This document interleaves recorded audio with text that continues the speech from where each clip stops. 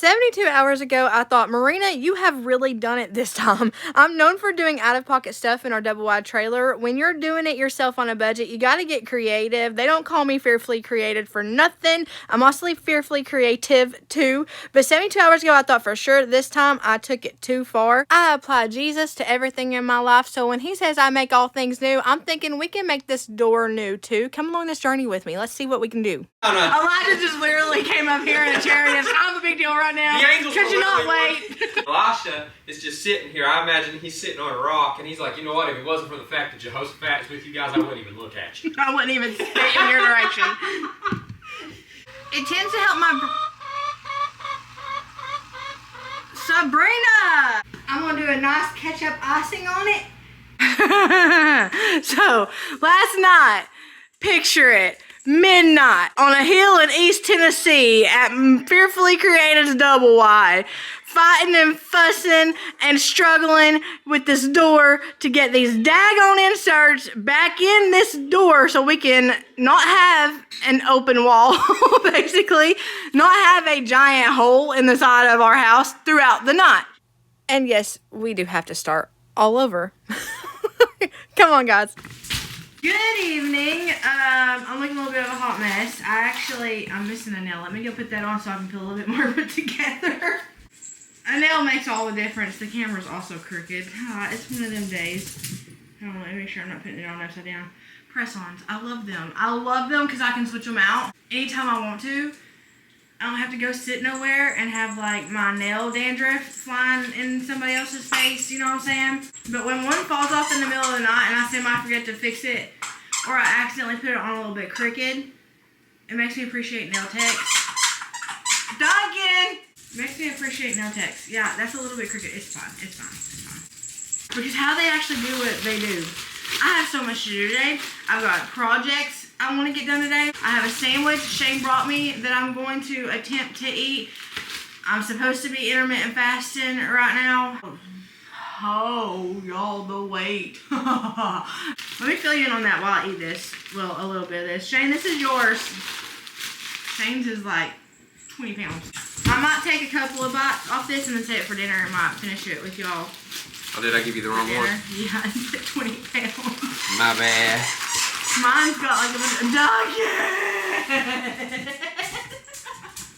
Come here. If you get dog hair in my freshly nailed glue, though, we have issues. You can't have this. You can't have Subway. Subway's not for Duncan, but dog treat is for Duncan. Dog treat is for Duncan. Scuttling off. The whole weight thing right now is an issue. I'm currently not on any thyroid medicine for the billionth time. We can't figure out what's going on. Ultrasounds are normal. I'm having bad reactions to thyroid medicine all of a sudden for some reason. I mean, y'all were with me when I first started thyroid medicine. When I first even found out there was anything wrong with my thyroid, y'all were literally with me. So 4 or 5 years I've been on thyroid medicine, and it fluctuates because it's almost not possible to get your thyroid levels perfect with medicine, right? It goes up and down all the time. It functioned for the longest time, and then it just started not, and it started like working against me. So I haven't been on thyroid medicine, and anytime I'm not on thyroid medicine, I struggle with my weight. And I told you guys a few videos ago that I lost like 6 pounds in 2 months. That sounds okay, but I have a lot of ground to cover. I can't be losing 6 pounds in 2 months. I always lose weight slow, right? But I was averaging like 8 pounds every 2 months, like 10 pounds every 2 months. And those extra 2 pounds and 4 pounds, they make a big difference when you're trying to lose a lot of weight. Let me pray for this. Thank you for this food in Jesus' name. I praise you and I thank you and I ask you to please help me with everything I'm struggling with, Lord, even the crooked fingernail. I love you. Please be with us as we start this project today and go about our day. And please be with my friends who are watching this. I hope they're having the best day ever. And if they're not, please make it the best evening ever. Because I know I probably won't get this video up till afternoon at least. So thank you for everything. In Jesus' name, amen. But a couple of pounds make a lot of difference when you're trying to lose weight. This is one of the new spicy pepperoni sandwiches on Italian herbs and cheese bread. Shane had them add salami because it's what I got on it last time. It's got like some sweet spicy sauce on it or something. I don't know. It's a 6-inch. Sriracha. It's pretty good, but I gotta figure out how to add it into my my calorie counter. I still use Weight Watchers to count calories. Done that forever. Can I show them my sandwich? Even when I'm not losing weight, because I just need to take account. Because I just need to log what I'm eating, you know? So this is a sandwich that I've been building for years. You gotta get Italian herb and cheese bread. You make it a pizza sub. You have them add a cup of the grilled chicken, and then you have them toast it, and then you have them add onions, pickles, banana peppers, and lettuce. Oh, and pepper jack cheese. And what you've got is perfection. This pasta's spicy today. I feel like they put something else on it last time. I'm gonna just drink out of this. This is mine. Nobody else will touch it because it's sugar free. But it's this. Let me tell y'all. So, a while back I told you I was drinking because I don't drink a whole lot of soda. I do have a new soda I want to try.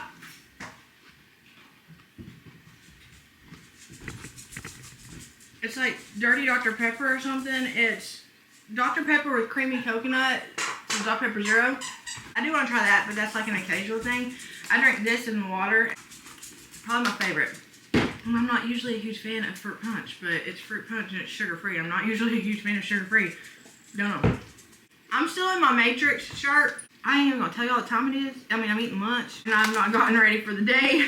My day started a long time ago. I still ain't ready for the day. I gotta get ready for the day. I don't care if it's lunchtime. I have to get ready for the day. I'm gonna be painting and doing projects today. So I'm gonna be wearing like holy clothes anyway. Not like Jesus holy, but like holy. Like I'm gonna have holes in my clothes and everything. But I at least gotta put like moisturizer. I might even do some eyebrows. I might get fancy and do eyebrows today. But I have some things that I'm gonna work on that I'm really excited about today. I'm just gonna bring y'all along with me today as I do whatever we're doing. I'm gonna go ahead and count the calories because I'm gonna eat it later and it'll just save me from having to re-enter calories later. That'll kind of be my dinner. I want to take a moment to show you guys something that's becoming part of my daily routine. A huge thank you to City Beauty for sponsoring this video. Look at that. Lately, I've been on the search for products that feel effortless but still make a visible difference when I'm using them. And that's especially when it comes to lip care. These are gorgeous. Things like dryness and texture and lips just looking a little less defined over time are common, so I wanted something that would tackle that. I wanted something that would address those issues. This feels great on the lips. It's smooth, nourishing, and comfortable with no heavy or sticky feelings. And what I noticed right away was how much softer and more refined everything looked. My lips looked more hydrated, and they just look naturally fuller overall. It gives a polished, healthy look without feeling overdone, which I really like. Something else that I like about this product is it isn't just surface level beauty. With regular use, it helps improve the overall appearance of your lips over time. It's just one of those simple details that make you feel more put together. And I especially love the plumping glosses. If you'd like to try City Beauty for yourself, you can use my code fearfullycreated for 20% off of your order using the link down below in the description box. Again, a huge thank you to City Beauty for sponsoring today's video. Now let's get back to regular scheduled content. I'm not going to do anything crazy today because I have got to get a move on it. Soak it on the corners of the eyes because your girl is getting bags on her bags. I don't really care about the wrinkles. I'm grateful for the wrinkles. It means I'm getting older. I just don't want the wing to sag. Y'all know I do winged eyeliner all the time. I'm stuck in that era. Probably will be for the rest of my life. Probably be doing 80 and doing winged eyeliner. But the wings will probably be downturned by then. Your girl is stuck in her winged eyeliner era. And I'm not going to apologize for it. I love a winged eyeliner, man. I'm literally just doing face, eyebrows, and lips. Not even worried about the mascara today. Primer. So the pores don't give nobody agoraphobia. Is that the right word? Hey Siri, what's agoraphobia? Hey Siri, what's agoraphobia? Hey Siri, where are you? He don't listen worth nothing. I don't even know why I keep you around. He's got selective hearing. This is what I'm reading about today. What? Elijah getting taken up by the chariot. On my phone. Agoraphobia is an anxiety disorder characterized by an intense fear of situations where escape might be difficult. That's not the word I was going for. Fear of facial pores. Trypophobia. A fear of disgust of closely packed small holes or bumps. That's the one I was going for. I guess we'll just pack the pores even more and just stopple it. I hate doing it this way. Oh, but I ain't got time to be looking for no beauty blender. I ain't got no time to play hide and seek with no beauty blender. Since I've been embracing the pale skin, I'm also using gray contour. I know it sounds crazy, but the really pretty young girls on the TikTok told me that's what you do. And I looked it up to be sure I wasn't being trolled, because people have a habit of trolling me, and I have a habit of taking it literally. But it's apparently a thing that really, really pale people do, is they go for a gray contour versus a warm contour. So that's what I've been doing, and I've been liking the way that it looks. I might have contour blindness, I don't know, but I've been liking the way that it looks. I took pictures with my mom for Mother's Day. If you guys saw that on Instagram, my Instagram is @fearfullycreated. That's my handle, in case you want to go over. Sometimes I post occasionally, sometimes I post daily, sometimes I post once a month. Last year there were like 7 consecutive months where I literally posted every single day over there. It just depends on the season and the level of busy that I am. But over there I posted a here's your sign. That pepperoni sriracha sandwich is starting to feel like a really bad idea, even if it was just 4 bites that I took. But over on the Instagram, I posted a here's your sign to do a backyard photo shoot with your iPhone and your mom for Mother's Day. And I used the portrait mode on my iPhone. Oh my gosh, y'all, they came out so good. You would not believe. I'll add some as an overlay here so you can see it while I'm telling you. You would not believe how pretty they turned out to be. And there's literally no filters, no presets. It's literally just like fresh off the camera roll. They turned out so gorgeous. I did brighten my teeth in a few of them, but they looked so good. I was so proud of them, and I did that thing with the portrait mode on my iPhone. The portrait mode makes all the difference, though. They do not turn out pretty without portrait mode. Like, they turn out pretty, obviously, but they don't look professional without portrait mode. Hey, baby girl. What? Can I tell you something real quick? What? So I got to the story of Elijah getting taken up in heaven. Yeah. And Elisha received his mantle and got a double portion of his spirit. Uh-huh. Well, Elisha wastes no time doing what he's going to be doing, right? Yeah. And did you know that the people, they searched for 3 days because they were afraid that when Elijah went up in the whirlwind, he just got flung up onto some mountain somewhere. That's a real thing. He goes over and he poured salt in their spring, and it cleaned the water. Uh-huh. It made their water, because they had been dealing with drought and all that. I remember that. It was Elisha that the children come up saying bald head, all that and everything. I thought it was And they Elijah. call it, and the bear ate them. Yeah. Would you like to know what the commentary said about that? Uh-huh. So I've always thought it was these kids going up behind him, and they're basically the fish from SpongeBob saying "bald, bald." You know, that's not what it is. The commentator said that it was actually they were mocking, and they were calling him like empty skull. It was odd, right? Yeah. They weren't little children. The That were translator mocking him? said that the translation means it was people acting immature. So it was little children as their like maturity level. It was young men. Which makes a lot more sense. It was believed that they were idolaters. So they were probably Baal worshippers. Yeah. And they were coming up behind him being like, you empty head. And that's why the she-bears came out. It dawned on me. Like, that makes sense. That makes all the sense. Translation wasn't the she-bears. The bears ate the kids. It was the bears ate the immature, mocking idolaters. And that was the thing, is like, because like if you look at it, one thing that God really was hard on back in those days was the idolaters. Yeah. Right? Because they had turned their heart from him. There was no turning back. And it was like an infection where it spread throughout the generations. Yeah. The unbelief wasn't just secluded to the person. Yeah. It went through generations. Right. And I think it's interesting because like you hear like a lot of people we know like in our heart posture when it comes to like idolatry, it isn't just, you know, bowing down before a statue and it, you know, idolatry is like when you put anything before God, right? Mm-hmm. But back in those days, I think it was a lot more severe because they were going to another god. And I think that God was fueled on a demonic spiritual plane. You know what I'm saying? Yeah. And that just makes all the sense in the world now that they were idolaters coming up and making fun of Elijah going up. But I got a kick out of the people going on a search party. Trying to think Because they were scared Elijah got Up in flung a tree or something. on a mountain.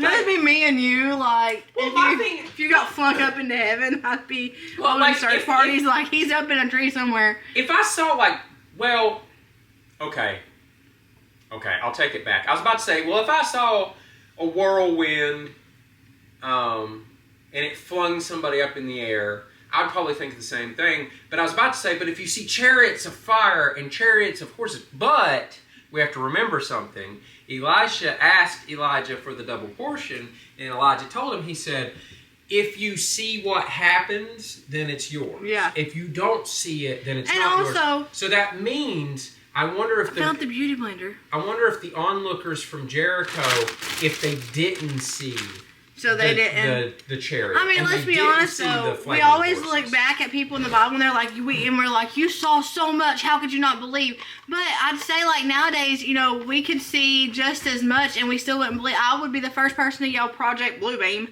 For real? I mean, I'd be like, they're playing with the sky. It's the chemtrails. The only difference I'll tell you there is like, somewhat you have like the discernment Yeah. to go with it, but Sometimes he's got to knock discernment into me though. But my only thing is with that is, so like I said, the people in Jericho probably didn't see. We're gonna do the blush since we're having Bible study too. The people of Jericho probably didn't see the chariot, and they probably didn't see the horses. And we got time. I'm going to assume they didn't see it, because Elijah makes a point to say to Elisha, if you see this, Yeah. meaning there's a chance that you're not going to see it, right? Right. And I would imagine it's like you have to have that in the same that belief before seeing type thing going on here. Either that or maybe it was a thing that God deemed him worthy to see it. We don't know. But keep in mind that just minutes before, Elijah and Elisha had walked it to the River Jordan, and Elijah had taken his mantle and he had slapped the water with the mantle, and the waters literally parted, right? Yeah, literally had a part the waters moment. So like literally the people at least saw that. You know what I'm saying? Yeah. And then Elisha, he goes up and he takes the mantle, and did you get like how he does it? How? He smacks the water, but then he says, where is it?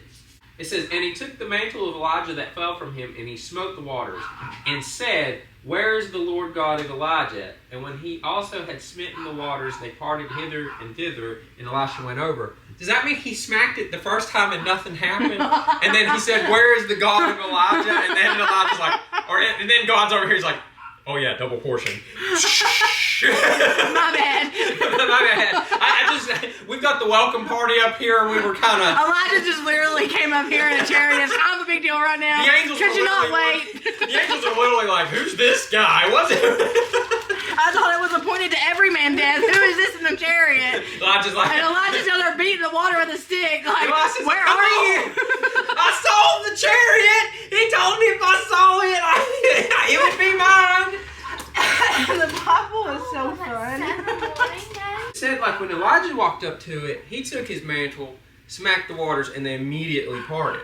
Yeah. But it goes It to would say, feel like favoritism. Elijah smacked it, but then he says, where is the Lord God of Elijah? And I just God's up there, and like Elijah's got like the party hat on, and he's Yeah. like, yeah. And God's like, your double portion down there is smacking the water. Let me deal with this real quick, and I'll be right back. You want to hear the next chapter? Mm-hmm. Alright. So it says, now Jehoram, the son of Ahab, which by the way, so Ahab, wicked king, did evil in the sight of the Lord, right? Yeah. I already read ahead. Jehoram, his son, he doesn't do any better. He's just as bad. Well, That's he's not 'cause just as it's bad, because it does say that there was generations, man. It goes in generations. Yeah. Because you have to remember that whenever I was reading about Jehoram, I think it was still in 1 Kings when it mentioned him. It says that, and he walked in I'm paraphrasing, but it was something like he walked in the ways of his father and his mother. Mm-hmm. And so, like, you got to remember, you got Ahab, which the Bible literally says is the most wicked king that ever existed. Yeah. Right? And then you got Jezebel, which Jezebel. introduced so much to Israel that it's not even Literally funny. hunting down the prophets and... Yeah. And so, I mean, the boy had no chance at that point because he's being raised by two people. I mean, I guess there's always the chance that, you know... Everybody has free will regardless of... God cuts in, but still, it was an uphill battle. Now, Jehoram, the son of Ahab, began to reign over Israel in Samaria in the 18th year of Jehoshaphat, king of Judah. And he wrought evil in the sight of the Lord, but not like his father and like his mother, for he put away the image of Baal that his father had made. So he didn't put Baal away. Nevertheless, he cleaved unto the sins of Jeroboam, the son of Nebat, which made Israel to sin. He departed not therefrom. So, like, context there is Jeroboam was the king who introduced idolatry to Israel. It was a lot of people think it was Jezebel. It was actually Jeroboam before that, right? And so She whenever did play a huge part in it, though. yeah, oh yeah. Well, I think, if I'm not mistaken, I think Jeroboam introduced idolatry, but I think it was Jezebel who introduced Baal. That it came to pass when Ahab was dead, that the king of Moab rebelled against the king of Israel. And King Jehoram went out of Samaria at the same time and numbered all Israel. And he went and sent to Jehoshaphat, the king of Judah, saying, the king of Moab hath rebelled. You literally have three kings, one of which we know for a fact is not a good, you know, he's doing evil in the sight of the Lord. Right? Yeah. Which was most of the kings. Which was most of them. They get this idea that they're going to, you know what, let's all team up and go up against Moab. Sounds like a great idea. I imagine they're young, right? They have to be. And they're like, yeah, we could take little children maturity level. we could take him, we could do it. They get down there, there's no water for them, no water for the cattle, no water for the horses. And then they start going, we're all going to die. The Lord, he's going to let us die. We've been delivered into the hands of the Moabites, right? Mm-hmm.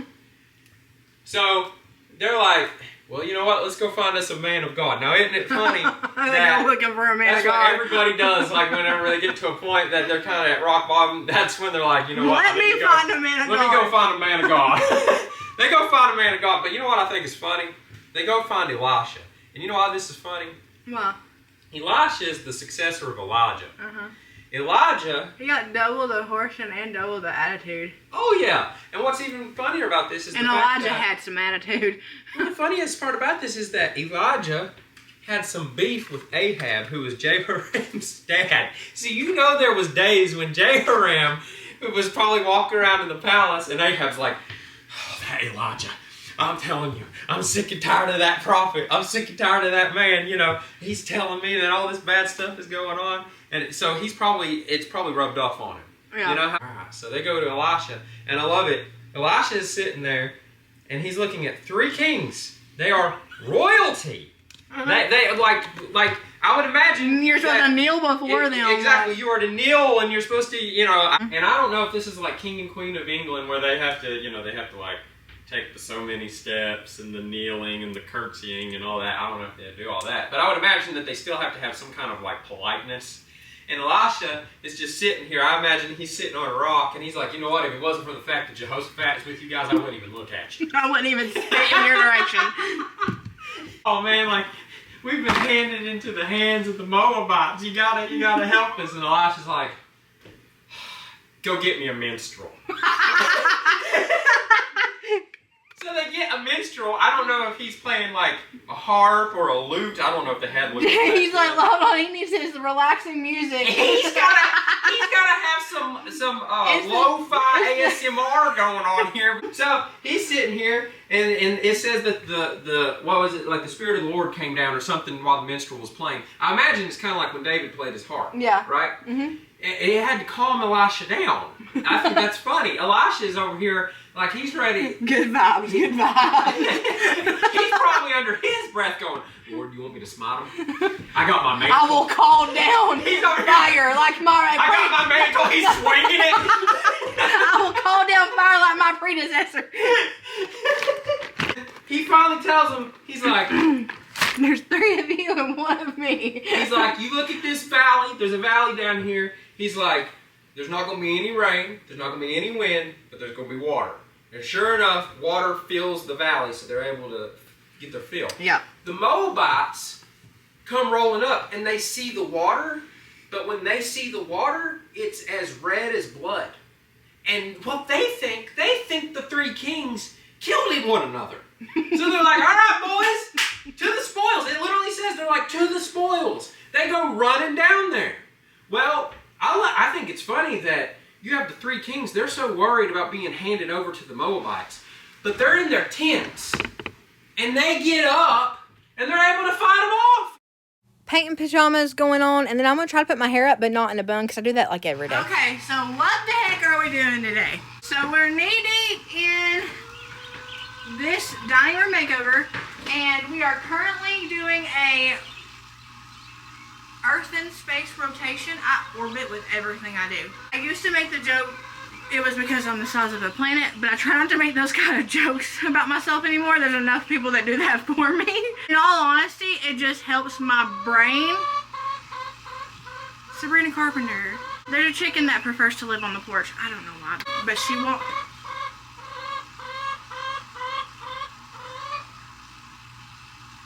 You're ridiculous. It tends to help my... It tends to help my... It tends to help my brain. Shane, this chicken. It tends to help my brain whenever It tends to help my brain if I rotate around the room and do things as I get to them. That way everything gets done and I don't do random stuff throughout the room and then have to come back and do little filler objects. I still have to do little filler things that we don't finish completely out because we either A, don't have the time for it, B, don't have the... Come on, since you want to talk, it'll be so loud. Go ahead. Sabrina. She is crazy and you know it. We still have to go in and do some things because we either run out of time or we run out of materials and have to go get filler materials, or the intrusive thoughts win and I'm like, oh, I want to do that now, and we just do that. Things still have to go back and get, you know, kind of topped off, polished, but that would happen more often if I didn't orbit around the room to do whatever I'm doing, whether it be cleaning, projects, whatever, in a full room makeover, full room clean. I have to orbit. So we finally orbited our way around the sun to this door right here. She's been removed off the porch and she's still doing it. I don't quite know how this will work now.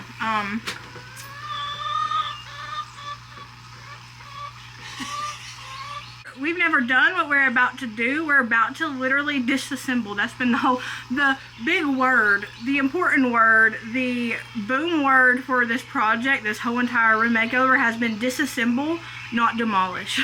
We're disassembling this door today and we're gonna try to paint it. Raise your hand if never have you ever painted a French door. Never have I ever disassembled a French door. We forgot the doorknob. Never have I ever forgotten the doorknob for a French door. We were gonna start this project the other day and I literally forgot a doorknob and I was like, we'll start it when I get the doorknob. I didn't get the doorknob. Well, I'll tell you what, when it's dry and I'll go get it. Okay. I guess if you raised your hand too, we're experiencing this for the first time together. So, easy part.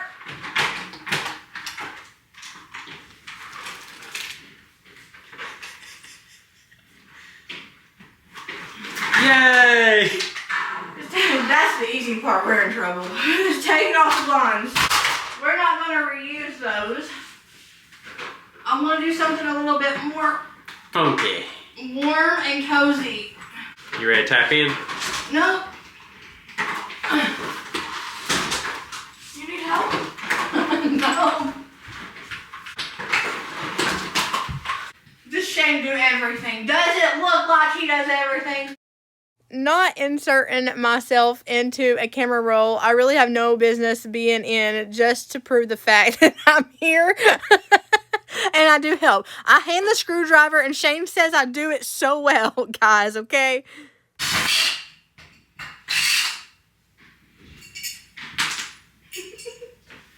He also hands me stuff. No, it's not even a screwdriver, it's a drill. I call it an electric screwdriver all the time. But I have my role and he has his. His is obviously more extensive, but my role is to think it up, to dream it up, to plan it out, to design it, and his role is to bring me back down to earth and say, this is what we can actually do, Rena. And then I have the painting job and the staining job when staining is necessary. I have the bit picking out job where he tells me to get a certain bit, and then I spend 45 minutes looking for that bit. I'm not very good with that. I do the minor things that don't really make a difference, so if I mess it up, it's not messed up. So we got to take these pieces of glass down without a hammer because we are going to dismantle, not demolish. Okay. So I've got to figure out how to get these screws out because they don't have normal bit sizes on them. That's going to be fun, but we're going to figure it out because we're going to dismantle, not demolish. But yeah, we're going to try to remove those, and then once we get those removed, we'll be able to hopefully paint these crisscross applesauce things in the middle here, and then also be able to paint and not get anything on the pretty glass. So, is this the part where I should say, like, come along with us on this magical mystery tour? Come on! Are they bolts or screws? It's kind of like a bolt, but it's got a bit, like, size inside of it until you get to these. And these almost appear to almost be like wooden pegs or something that they've tapped in. But I could be wrong about that because they painted over them, so you can't really tell what they are. See how... Have you looked up a video? I'm going to look it up right now. See how this looks like a bolt? But see how it's got the number 25 and then it's got like a crescent shape. Let's look up a tutorial. Yeah, I think that would be smart. After a little bit of investigation, we went on the internet. These are not screws or bolts. They're actually caps that are covering the actual screw, which is just a normal Phillips screw. So that's good. Now, keep in mind, we know nothing about disassembling a French glass door. So this is very daunting, and I'm actually scared during this project. If you look at my face and all the clips I am inserting, you can most certainly see all over my face the fear in my eyes that I am scared. So this is what the bolts we thought were bolts were. They're not actually bolts, they're pegs. So they just pop right out, and then you can see the screw, just the regular screw underneath it. We spent forever trying to figure out what kind of bolt these things were because they had been painted over and over and over and over again. Turns out they're not bolts at all. They're just pegs, and they were just there to cover up the screws. So we're removing all of those, and then it's an easy job of just taking the electric screwdriver with the right bit that I spent 15 minutes looking for in there and just unscrewing the screw right out of the door. Not as big of a job as I thought it was going to be, but still quite scary. And it got even scarier when I was like, okay, if we don't get this out or if we break this while we get this out, how much is a replacement going to be? And then I was looking at the prices of replacements, and then I got terrified, petrified. Once I was afraid, I was petrified, because I was like, oh snap, we can't break this. So we were extra careful. You can see Shane here, like he's not wanting to pry it with this glass because the replacement was definitely out of the budget for these. Even just one of them, it's crazy how expensive they are. It's crazy how expensive French doors are. We saved ourselves thousands, really, by doing this on our own versus just buying a new door because we wanted it in a different color. So Shane's taken a putty knife and prying the silicone that keeps the glass to the frame, prying that apart and just sliding it down through there. And once he breaks that silicone up, the window comes right out. So French doors are different. There's different kinds, but mine has two things of glass, and in between the glass, a sort of aluminum. It feels plastic to me. Shane said it was aluminum grate sort of thing, which is the crisscross applesauce things you see here, and they're kind of just sat in between the two panels of glass, like against the frame. They have these little square attachments that attach them to the frame, but you can easily take them right out once you take one of the glass pieces off.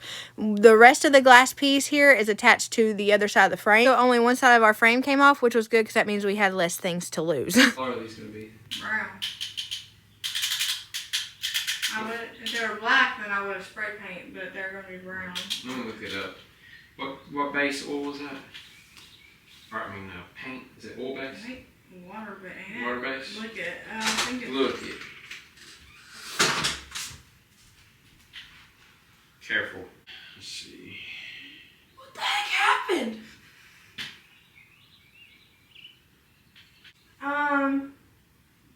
Me and Daddy are experimenting today. Yeah, the water base. Water base? So, is water-based paint. Good on. Pretty sure it's like an aluminum, assume. You think so? Feels plastic to me. Rub it. It's metal. Mother? This is not an experiment. An experiment is if you have two plants and you put soda in one and water in the other to see how it reacts. This is a full demolition. Disassemble, It says- not demolish. It says it's effective on aluminum. It is? Yeah. You said somewhere safe. Ain't a safe spot in this house for that. I know. Glad that worked out because I was looking at the prices of inserts on Home Depot. So I was originally going to go with the brown. It's the Cocoa Whip by Sherwin-Williams that I used on the sides of my fireplace. I told you guys I absolutely love that color. I do. But I love the color so much that I don't want to overdo it. And I already have somewhere in my mind that paint is going in our house. I'm so excited about it. I cannot wait. I think it's a good call. If not, I can always paint over it. But I have somewhere else I want to put that. And I felt like putting it on the areas beside the fireplace, then on the front door, then on this other area I'm thinking about, and then on these doors back here. I thought that might be a little bit overkill, and I know that I went overboard with the Oyster Bay, and I didn't want to do the same thing with the Cocoa Whip color. So I'm going to hold off, and I'm going to do these in black because I want them to sort of match the windows and the storm door on the front door. I want them, I've always wanted like black windows and doors. I love that look. I love that look. I don't really like it 100% anymore, like up against the white exterior colors, but I do have an exterior color I'm wanting to do the double wide in, and I have sort of like an inspo board for it in my brain. I need to put it on paper so I don't forget it, but the black doors and the black windows go gorgeously with it in my head.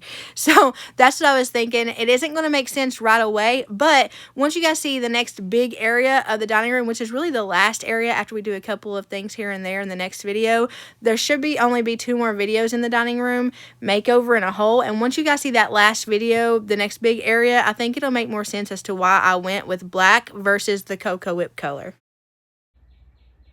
But you remove that, you ain't got that blockage no more. Put that back. It's pretty.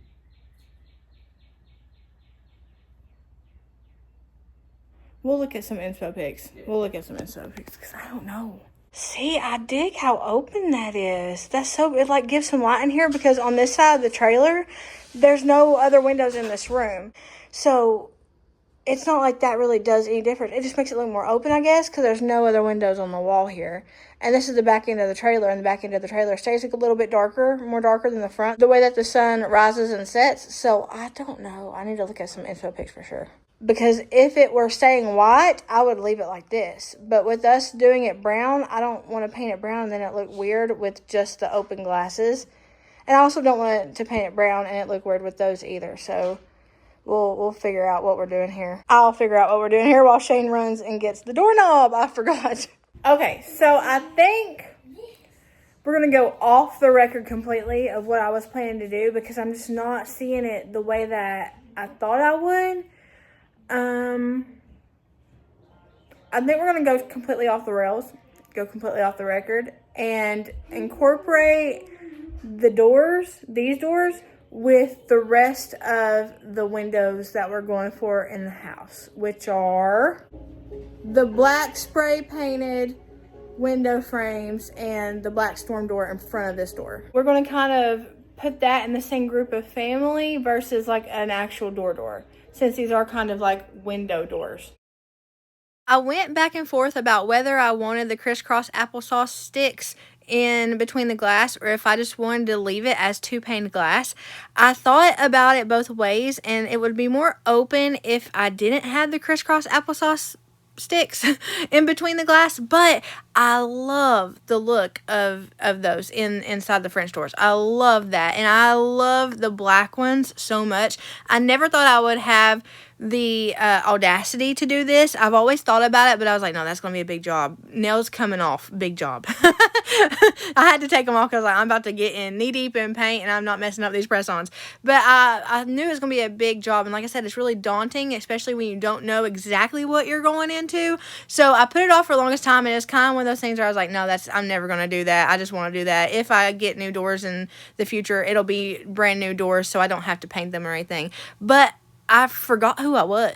I forgot who Shane is. I forgot about it. And I was like, you know what? Actually, I'm on a budget always. No matter how much money I make or how much money I don't make, I stay on a budget. I have to in order to like have my brain in the right sort of thinking process, right? So just because I maybe make more money one month doesn't mean I'm going to go spend a lot of money. I still spend what I would normally spend regardless. And I've done that since starting the channel. Now, my means to do more things has went up, obviously, but I still try to keep it on a budget in case something comes up to where I need to change out these doors, right? So need versus want is what plays in my mind when it comes to spending money and budgeting out a makeover. Right now, I want black doors, but there's not a need for new doors because the doors aren't broken, the doors aren't messed up. So right now, I'm going to paint over these doors to get them how I want them on a budget. Now, if it were a need situation where I needed to buy new doors, maybe because the glass shattered or something happened, they got warped or whatever, then that would be a situation where I would go and buy a new door, like a new French door set. But because I don't need one and I'm just wanting it to look different, we're going to go this route and we're going to save money in case the scenario B happens. We're going with scenario A right now, but if scenario B happens, scenario A, doing it that way, has helped us make sure that scenario B isn't a bigger problem than what we can afford. Plus, I really like getting creative. That's another pro doing it this way for me is, yeah, you can go buy a new door if you can afford it, but if you can make your door you have now your own, it feels special. I smile when I walk by the things that Shane and I have created together in here. It could have been probably looked 1,000 times better if I went and bought brand new ones, right? But it doesn't hold that sentiment to it that it does being in the home now and being created and thought up by Shane and I, like together. So I really love doing it this way too because it keeps those creative juices flowing and it makes our home literally our home. And we learn a lot this way too. So you learn things by experience, right? You do it and then you learn the process and then you go back and you do it again and you realize things that you did wrong the first time that you need to do right this time. It's an ever learning process and you never know it all when you jump into a project. You might think you do, but things always come up later where you could be like, I should have done that a different way. Or, oh, maybe I shouldn't have used this. I should have used this for sure. Or I should have used a different applying tool for this. And you just learn as you go and you pick up skills. And those skills go with you in many different areas and avenues than just your home when you pick up those sort of skills. So for me, painting has been something I used to hate. I still don't enjoy it if I'm like painting something like this where it's very tedious and you have a bunch of little things to get. But I do enjoy painting on a canvas. And painting this way has taught me about rollers and brushes and paint textures and oil and water-based paints. Things like that I'm learning, as we were talking about earlier with the great things, what covers what. Like you learn things and you can apply it to hobbies and different areas of life and people you love, situations. It's so much fun. All right, let's try this creamy coconut zero sugar. Shane calls it weird Dr. Pepper. Check this out.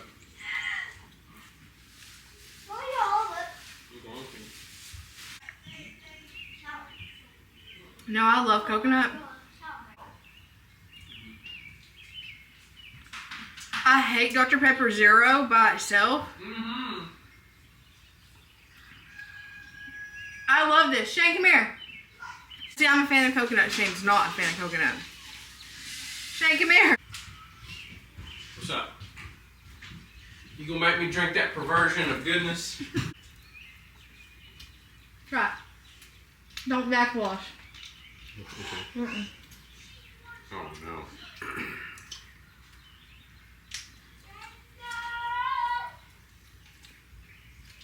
It's so much better than like... It's actually not as bad as I thought it was gonna be. Oh no. It really isn't that bad. It's not that bad as I thought. The only thing that I would say, and it's the zero sugar part, the sweetness goes and then it stops. if it kept going, do they have that with sugar? I don't know. Do they have an unhealthy version of that? Because I bet it tastes good. I mean, this isn't really healthy just because it says 0 sugar. It's got 0 calories. That's a good thing. But it's still soda, terrible. and it still has like the carbonated water and less than 2% of caramel color, sodium, phosphate, all that stuff. It's not terrible. I'm a fan, honestly. What y'all rate it? Something different. It's better than the vanilla one. 6, 7. Jesse, 3 more and drink 8. Please. No, I can't find it anywhere. This is a Sherwin-Williams black paint, and I'm putting it on with a cabinet and door roller, and I got the door exterior and interior paint. I went that route first. It's a semi-gloss. Milo's didn't carry anything else, like no eggshell or satin or anything in it, so I actually ended up doing 2 coats of the semi-gloss, and then I didn't like how shiny it was against the chandelier. It played too much off of that, so I went back over top of the inside one with regular satin paint in the same color. That way we had the interior, exterior on the exterior, but then we can put interior satin on the interior. I gotta make my meatloaf, or we're not gonna be until I don't know what time it is. That's 11:58. It's still daylight outside, so it's like almost 8. And meatloaf has to cook for an hour, so we're gonna be eating at like 8:30 tonight, which is not good. And I almost was like, let's just eat out, but I've had my meat thawed all day, and Shane has really been wanting meatloaf, so we're gonna make it happen, even if it's a little bit late. If I could do like stovetop meatloaf, I would, but I don't think there's a way to do that. And if there is, I don't know about it. I'm also waiting on the door to dry so I can do the second coat of paint. I'm loving how the paint's coming out. I think it's gonna look a little weird being black at first, but once the vision for the whole room, because we only have a couple more things to do, once the vision for the whole room happens and comes about, I think it'll make sense to people. It makes sense to me already because I know I think I know the vision. But if it doesn't make sense to you, understandable. I could see why. Hopefully it will when everything comes together. 1 pepper and 1 onion going in. I use bell pepper, red pepper, yellow pepper, whatever pepper, but I only use yellow onion. Don't ever use purple onion in your meatloaf. Ask me how I know. Ask me how I know. Unless you want a really potent punch you in the face meatloaf.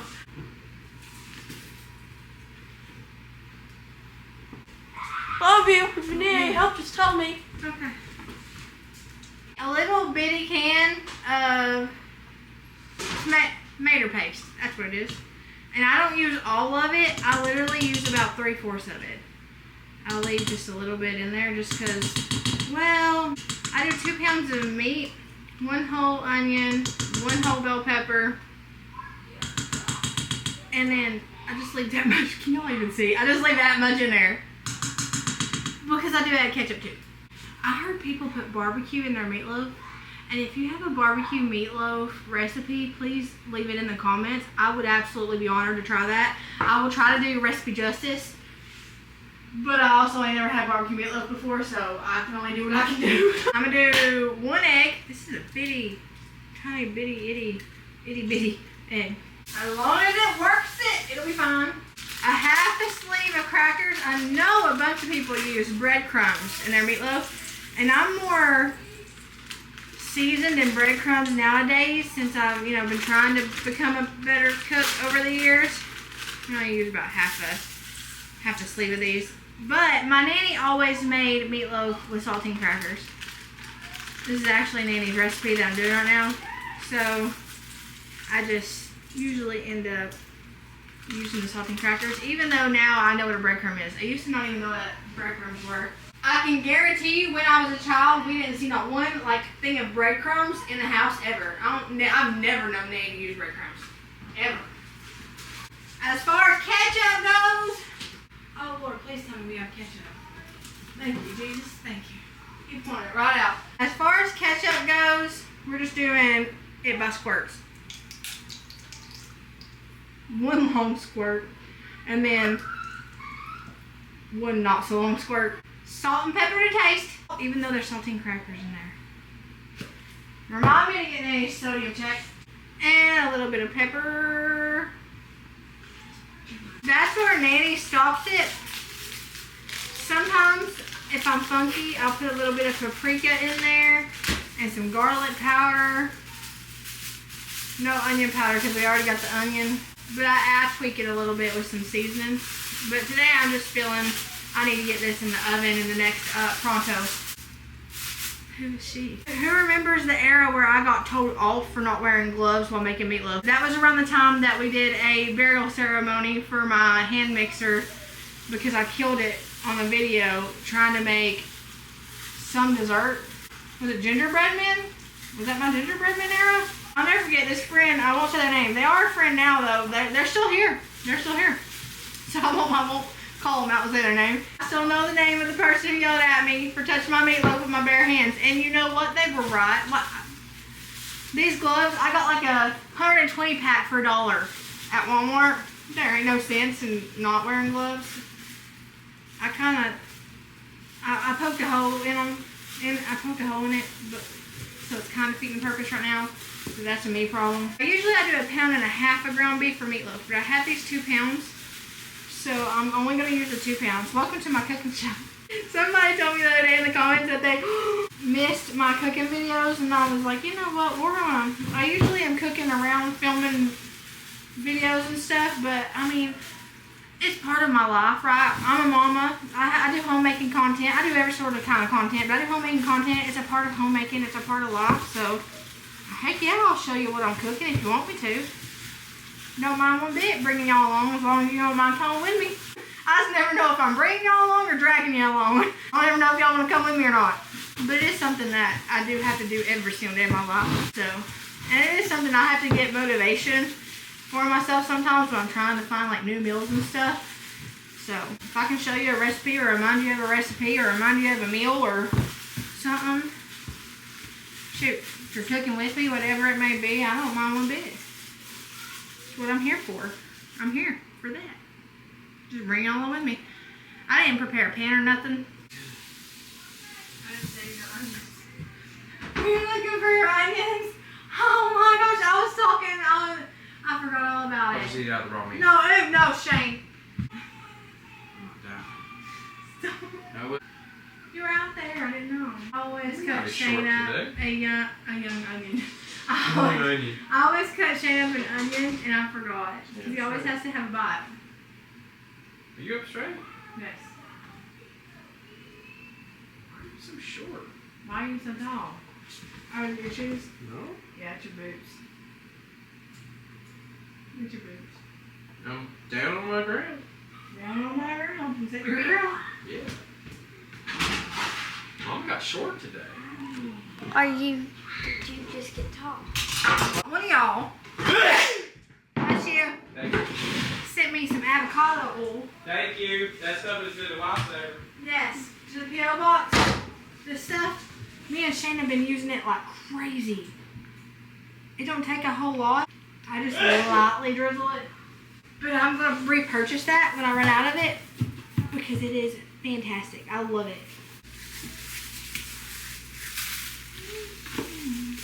I'm going to make it flat so it won't be so thick and it might cook faster since it's so late. But usually I wouldn't make my meatloaf this flat. Usually I would make it like a loaf. We're going for a hockey puck right now. Think a giant meat patty so that it'll maybe cook faster. A giant meat hockey puck. I'm going to do a nice ketchup icing on it. And then I'm going to stick it in here in a 350 oven, preheated oven, for usually it's an hour and 15 minutes, but since this is so thin, it'll probably cook in less than an hour. But if I've learned anything on my time on YouTube, it is a meat thermometer is essential. And I think I ran out of the tin full, so what I'm going to do is I'm going to cover it. That's it. I was going to peel taters and make homemade taters. I think I'm going to send Shane to the DG for fake taters. Like instant taters, so I can get back on this door. I haven't had instant mashed potatoes in like 3 or 4 years, so I might have forgot how to make them. That'll be for Shane and the kids. For dinner for myself, I'm going to eat the rest of my sub that I didn't eat because I literally only took a few bites. So I'll probably eat that, and then I'm going to make green beans and corn for a side, and maybe fake mashed taters.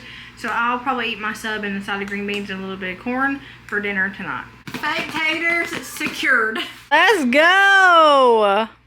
Shane don't eat corn.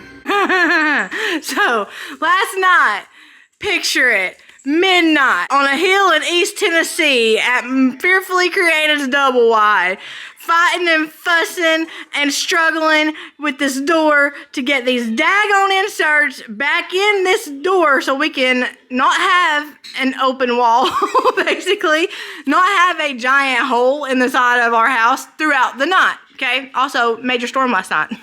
Perfect timing. We had to prematurely put these back in here though because they were not done, and they are not done, and we are not going for the white rimmed, splotchy black look. So think midnight mini breakdown Marina, but Marina's breakdowns, they're not really like other people's breakdowns. It's more like, I'm horrible, this is awful, you know, a bunch of like self like beaten up sort of thing. So I went to bed fully convinced I had made a huge mistake. Okay, Jesus must have worked something out overnight in me because I woke up and I said, you know what I'm good at? I'm good at letting him fix my mistakes and working with him to fix my mistakes. That's what my literally entire life is though. One big mistake, God comes in and fixes it. One big mistake, God helps me fix it. It takes a lot from God, everything from God, because he even gives me the motivation to fix it, and a little bit of work from me. It's literally what it is always. It's work, always.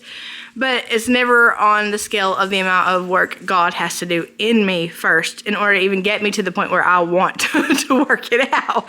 So we're good at fixing mistakes around here.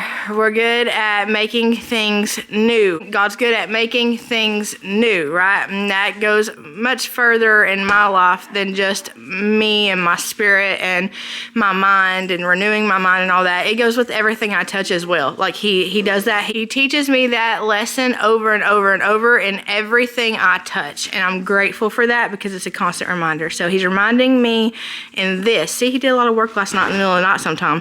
He's reminding me of this as I'm looking at this and I'm thinking this looks bad. I tried it and it didn't work out. How many times did I try to get my life together before I got it together? Semi together.